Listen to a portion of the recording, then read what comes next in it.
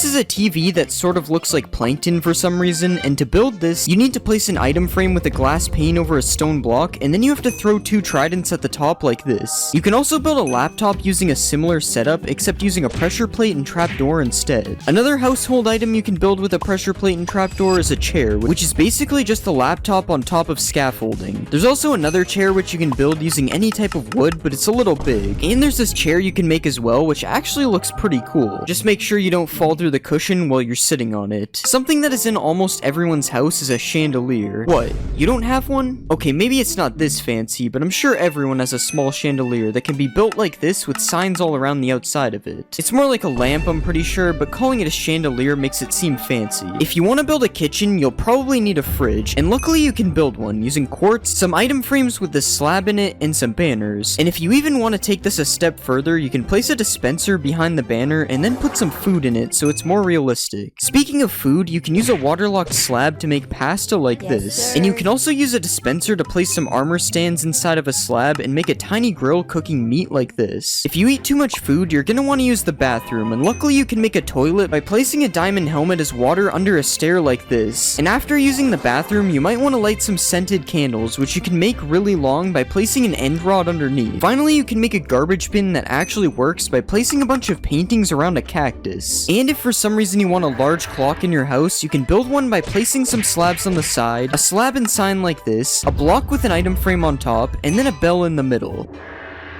It's supposed to do that every hour. Now that you've decked out your house with build hacks, it's time to move on to some random builds. Starting with this very large trophy that definitely wouldn't fit on a shelf, and a super large rifle that is made out of wood, which really has me questioning if it would work. You can also make a witch pot, which is just a respawn anchor with trapdoors around it, and you can make a dragon head that looks like it has a sword going through it, and you can even add ketchup. That's definitely what this is. If those builds weren't random enough, you can make a guy who got locked up using item frames and an armor stand like this, and you can make a Lego brick if you manage to get your hands on some colored heads. If you didn't like the idea of killing the Ender Dragon earlier, you can just make a regular upside down sword like this. And by placing a carpet underneath a block like this, and then putting an armor stand through it, you can create a chessboard by giving it a chain helmet and putting a pressure plate underneath it. Now obviously those build hacks were cool, but it's time to show you some of the coldest build hacks known to man. If you build a cube of ice like this, and then put a Steve armor stand inside of it, you can push some ice on top of him and make a man who is freezing to death. You can also make some cracked ice by placing glow lichen on top of it, and you can build a penguin by using some concrete like this, a beak, and then placing some banners on the front and the sides. You can place a stair in a slab like this, some signs on the side, and a fence gate on the back to make a sled, and if you want to give this sled some power, you can attach a dog to the front of it like this. Come on, hurry up, go faster. If you need more power for your sled, you can put some stairs like this, add a carpet on the back, and then place some fence gates on the side to make a reindeer. Okay, now this thing should be super fast. We got Rudolph pulling it. Reindeers help deliver gifts, so here's a gift made from a kelp block and candles, and here's a happy kid who just got what he wanted for Christmas. I'm not gonna let that happen. I'm a hater. You can make a small tree by placing azalea leaves on top of a dead bush, and you were even able to make that tree dead with some mangrove roots on top instead. You can make another cool plant by placing coral on top of some waterlogged slabs, and if you want to make some bulrushes, you can place some glass panes like this with a brown candle on top. You can also make another type of bulrush like this, as seen in my previous build hack video. Another outdoor build is the swing, which is made by placing some upside down lightning rods like this, and then putting some trapdoors underneath. You can also place 4 trapdoors like this with a waterlogged slab in the middle, and then place an egg and some coral on top to make a nest. You can even put this in a tree to be more realistic, although it looks very unnatural. There are a lot of bugs outside, and you can make one of them by placing a button through an item frame like this. You can also make a water cart, whatever that is, by placing some slabs like this, with trapdoors and some fence gates on the side, and then some barrels and a sign on top, and a tripwire as a faucet like this. Another thing with wheels is a wheelbarrow, which is made with these 3 blocks, and you can even fill it up by putting some compost in the middle. Wheelbarrows are usually used for farming, so let's check out some farm builds next. You can place a candle on top of melons and pumpkins to give them a stem, or you can use a sea pickle depending on how big you want it to be. You can also make a pineapple by putting this vine thing on top of a shroom light like this. And if you want to build a cake, you can place a piece of dirt and put some snow on top, and then you can add redstone on the top as a strawberry. This cake probably tastes really bad though, it's made out of dirt. Apparently fish barrels are real, and you can make a salmon barrel with a raw copper block and some trapdoors on the side. Or you can change it out for a raw iron block if you want to make a cod barrel instead. Another type of barrel is a honey barrel, and this time I'm actually not sure what that is. I've never heard of a honey barrel before. If you want to make your dinner table look more realistic, you can place a pressure plate on top of an item frame and place some food in it to look like a plate like this. And you can even add some condiments on the table and place some sea pickles on the side, which kind of look like cups.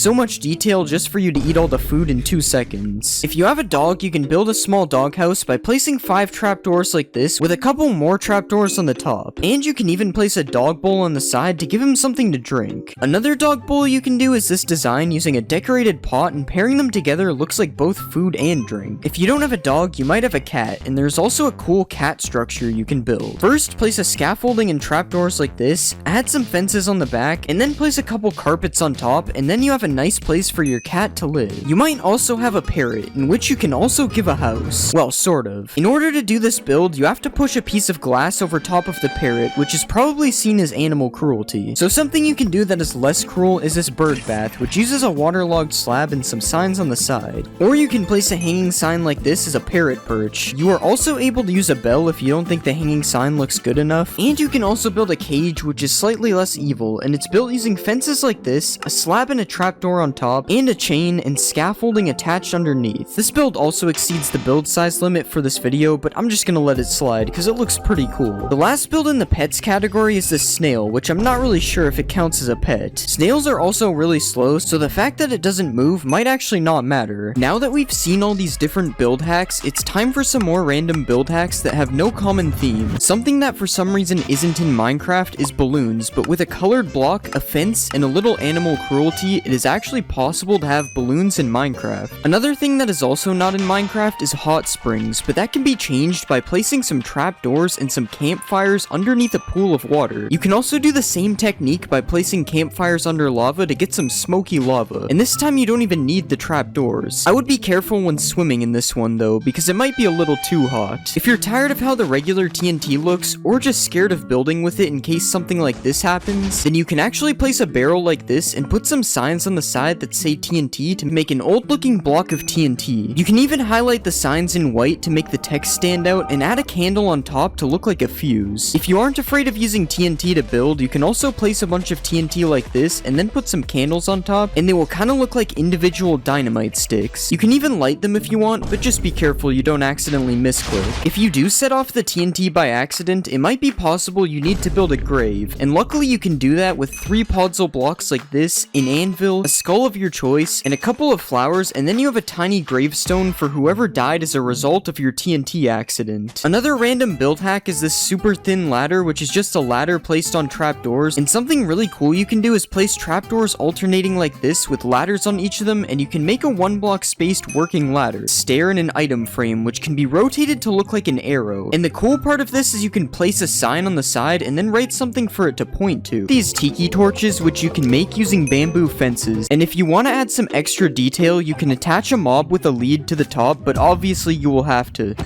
You can also make one of those bulrush things that are found in swamps, and if you want to make corn, you can place a bamboo fence on top of 2 bamboo sticks instead. You can also place some bamboo fences alongside some real bamboo to make it look like dead bamboo, and you can even take it a step further with some oak fences which look extra dead. If you want to sell some bamboo on the black market, you can place some signs around the bamboo blocks and it will look like it's packaged up, or you can also stack a bunch of bamboo rafts to make a pile of bamboo. Another cool thing you can do with bamboo is place an item frame underneath a bamboo button to make a block of cheese, but this is probably some pretty moldy cheese. There are a lot of things you can make with a decorated pot, such as this pillar design, this tiny lamp, or this palm tree, which you can even mix with some of the different designs to look like carvings in the wood. But something really cool you can do with these pots is if you place one of these in the ground and then you put a carpet on top of it, it kind of looks like a pet bowl for your dog or your cat or your person. You can also place a pot underneath a moss carpet, and depending on what's around you, it can either look like an anthill or a landmine. If you place these pots with a bunch of gold, they kind of look like money bags, and if you place them with some TNT and then light a candle on top of it, it kind of looks like a bomb that's about to explode. Speaking of bombs, you can also hang one of these pots from a chain and then put a campfire under it like this, and it kind of looks like a cooking pot. You can also build a faucet type thing coming out of the ground and then place a glass pane and a pot underneath it to make it look like it's being filled up with water. Another cool thing you can do is place some pots in a palm tree and they will look like coconuts. And you can place a pot as a base for a street light like this, or you can even place it at the bottom of some bushes, which looks slightly better than a cauldron. You can also place a couple of these pots on top of a house, and if you combine this with some cobwebs, it actually looks like a chimney. But one of the most interesting uses for these pots is to make a punching bag that you are actually able to use in game. Okay, you can't really use it, but you also can't tell me I'm not punching it. Now obviously those hacks are cool, but it's time to show you some of the most illegal build hacks known to man. If you apply this armor trim to a leather helmet and then place it one block deep on an armor stand, you can use a piston to push a bookshelf through it, and it kind of looks like a stray book sitting on top of the shelf. Another thing you can do is dig out a big hole and then fill the whole thing with string, and after that you can do a little bit of animal cruelty and cover the whole thing up with carpets to get this rug design. Huh, that's weird. It looks like my rug is moving. Something else you can do with the sniffer is you can place some blocks through a sniffer's nose and then add a slab and some signs on the side to get a really interesting cushion design. Or if you're really ballin', you can use a sniffer's snout as a base to make a golden sink. Another thing you can do with a sniffer's nose is you can place it in the roof and then put a couple of fences and an end rod underneath it to make a lamp. Okay, this one was kind of a stretch. You can still see his face. Something you can do with a camel is you can place its head through a roof and it kind of looks like one of those bear heads you see on a wall in some rich guy's house. And you can also spawn a camel on the ground and then place some sand over top of its head to make it kind of look like a little sand dune coming out of the ground. You can even place a saddle on top of the camel to make it so you can sit down on the beach with a towel beneath you. Now those were definitely some illegal build hacks, but they still aren't the best build hacks in this video. This is a pumpkin, this is a melon, and this is an eggplant. Okay, it's not actually an eggplant, it's cherry wood with a sea pickle on top, but it actually looks pretty close. Another melon trick you can do is place bamboo planks with glow lichen beside a pumpkin, and it kind of looks like a dead pumpkin. Also, if you place a bamboo block in a field of melons, it kind of looks like some kind of squash. Everyone has seen these trapdoors being used as a fence, but you can actually use a hanging sign to make a pretty cool fence as well. Speaking of hanging signs, you can do some really cool things with them, such as this one-way door, which works by hanging a sign from the top and then hanging another sign underneath it. You can also make a little doggy door on the side of your house like this, or you can place it in front of your brand new cherry wood doghouse as well. Staying on the topic of farming, you can place two fences in the air like this, and if you place a hanging sign underneath it, it will look like a shovel that is sticking out of the dirt. You can also replace these fences with lightning rods or end rods to make different types of handles as well. If you want to make a table, you can place some hanging signs like this to make table feet, and you can even make the table legs a bit longer if you like things that are longer. Hanging signs can also be used to make a broken jungle bridge or a useless ladder, depending on how you see it. And you can place them in a pattern like this to look like a gate that is restricting your access to something. Something I bet you've never seen is a stoplight in Minecraft. Okay, you've probably seen one, I just didn't know what to say, but by placing a red sign, an oak sign, and a blue sign like this, it can kind of look like a stoplight even though two of the colors are wrong. Another thing you can do with the different sign colors is hang them over top of a campfire like this to make different stages of meat cooking. But probably the most interesting hanging sign hack is this parrot perch design. I'm just kidding, it's actually a working swing which can be made using two chains like this, a hanging sign on each side, a trapdoor on the bottom middle, and then a boat as a seat. And after you do that, you have a working swing. Well, you can't really swing on it, but I mean I'm sitting on it, so it kinda works. You can also make another swing by doing the same thing as before, except instead of placing one trapdoor, you place 3 on the bottom and then 3 on the back to get another really cool swing design. This time you aren't able to sit on it. If you're trying to be some type of supervillain, all you have to do is place some redstone behind one of the chiseled bookshelves, and then you can attach a couple regular bookshelves to some sticky pistons to make a secret door inside of your library. Something else you can do with chiseled bookshelves is build a cool floor design like this, and you can even make the bookshelf look like eyes when you put a slab in front of it. If you place the bookshelf with a stone slab in a cave, it kinda looks like something is staring at you through a crack in the wall, but that isn't the coolest thing you can do with the chiseled bookshelf. If you place a bunch of bookshelves beside each other, you can actually build things using the books inside of the bookshelves. I guess suspicious sand isn't the only thing that's sus in this update. Minecraft 1.20 adds a piglin head, and what can you do with it? Well, to start, you can place it on top of an armor stand, but that's boring. Instead, if you want a piglin in the overworld, you can place a piglin head on top of a sign, and it will kind of look like a tiny piglin. And if you really want to be him, you can make a hanging sign float, attach 2 signs on the side, and then add a banner on the back and a piglin head on top to create the boss piglin. His outfit kinda looks like Lord Farquaad.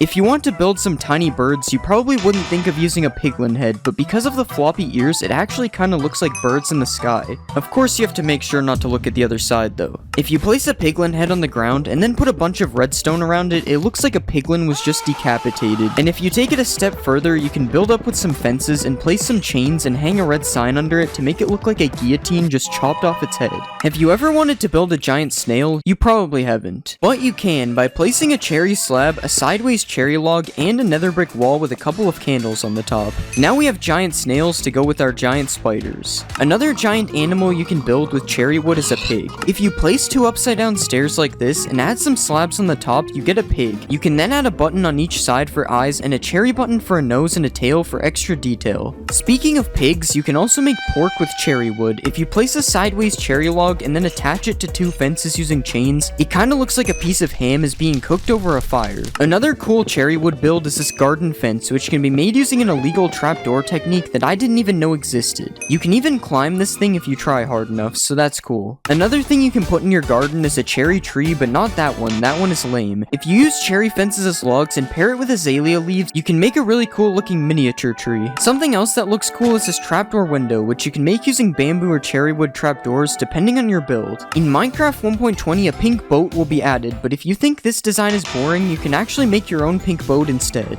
If you place some slabs in the water like this and then add a fence in the middle, you can move two boats as close to the fence as possible and then add some trapdoors on the side and a flag on the top to make a better looking boat. The only problem is this boat doesn't really move. If you place a netherite upgrade in an item frame, you can use it as an up or down arrow for like an elevator or something, I don't really know. This is chiseled copper, and because of this cool X design on the sides of the block, it actually makes a really nice crate if placed with some other crate looking things. And if you place these blocks in a 2x2 like this, and then place signs all around the sides, you can make an even bigger and better looking crate. You can also mix in some of the brand new copper trapdoors on the side of the crates, and you can even change the middle block to make some empty looking crates. Or we can just remove the block in the middle completely, and we get a cool little animal house. I promise I'm gonna let him out, guys. If you want to make a more humane pet house, you can place some trapdoors like this, add some carpets on the bottom, and then put the new heavy core in the front, which kind of looks like a food bowl. And if you want some more food for your pet, you can place a chiseled copper like this and put a sea pickle on the top, and it kind of looks like a melon or something. We should probably just stick to the actual melon though. I don't know if I cooked with this one. You can place some copper trapdoors on top of campfires like this to make a cool looking stove, and now we can cook the melon if we want. And if you want to make a chair to sit down and have a meal, here's one chair design using the new trapdoors, and here's another. This chair is a little bit goofy. In real life, it would be like 3 meters tall. Another new block coming in 1.21 is the crafter, which surprisingly has a lot of different building use. To start, you can make a stove by placing the crafter on top of some campfires, and then adding a few more kitchen details like this. And you can also use a crafter as cabinets if you place it facing this way instead. Who knew the crafter was the ultimate kitchen block? The bottom of the crafter can also be used as a roof, so I guess that makes it the third time it's used in this kitchen. And if you place it on the ground, it kind of looks like some kind of mat that is meant to keep the floor clean. Might as well just build the whole house out of crafters at this point. More household items that can be built with a crafter is this PC where the crafter is used as a monitor, or you can go all out and build a flat screen TV using two different angles of the crafter like this. Don't mind me, just sitting on my crafter couch watching my crafter TV. You can also place a crafter like this and then put a few seats around it to create an actual functioning game of tic-tac-toe. Okay, how am I losing to myself? And if you want to protect your house from intruders, you can use the crafter as a keypad like this. If you place a tough wall with a trapdoor on each side, and then add a crafter on top, and place a few more details like this, you can make a telephone booth looking thing like this. And if you look at this side of the crafter, it kind of looks like a face, which means you're actually able to build the crafter man like this. Now I know why we installed the security on the first door. This guy's not messing around. Coming up next, we have a few build hacks that are pretty tough.